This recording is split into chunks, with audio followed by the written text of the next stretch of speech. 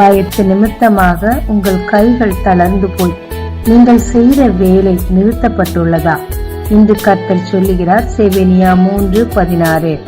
அந்த நாளில் எருசலேமை பார்த்து பயப்படாதே என்றும் சியோனை பார்த்து உன் கைகளை தளர விடாதே என்றும் சொல்லப்படும். அலங்கம் இடிக்கப்பட்டதினால் நெகேமியா அந்த அலங்கத்தை கட்ட முற்பட்டார். ராஜாவும் அதற்கு உதவி செய்தார்.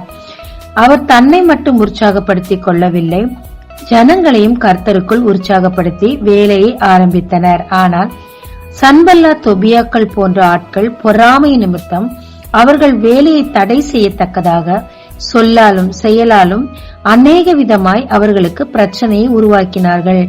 மக்களும் மனமடிவானார்கள். சோர்வு ஏற்பட்டது, பயமும் ஏற்பட்டது.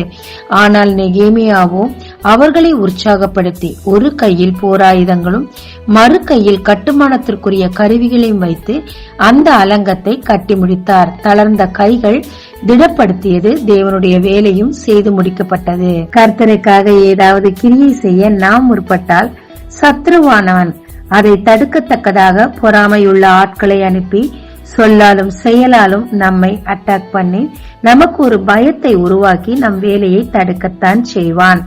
ஆனால் நாமும் கர்த்தருக்குள் நம்மை திடப்படுத்திக் கொண்டு தளர்ந்த கைகளை நிமிர்த்தி நம் கிரியைகளை தொடர்ந்து செய்வோமானால் பயப்படுத்தினவன் பயந்து போய் ஓடி போவான்.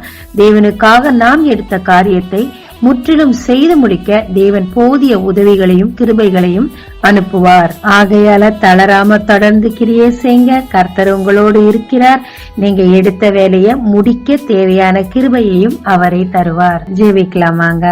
தேவரீர், உமக்காக நான் கிரியை செய்ய முற்படும் போது சத்ருவின் பொறாமை நிமித்தம் ஏற்படும் வார்த்தைகளினாலும் செயலாலும் தடைகளாலும் என் இருதயம் சோர்ந்து போகிறதப்பா. தேவரீர், உமக்குள்ளாக நான் என்னை திடப்படுத்திக் கொள்ள கிருபை தாரும். உம்மிடத்திலிருந்து உதவியும் கிருபையும் பெற்று எடுத்த வேலையை செய்து முடிக்க என் கரங்களை திடப்படுத்துவீராக. இயேசுவின் மூலம் ஜெபம் கேளும் பிதாவே, ஆமென்.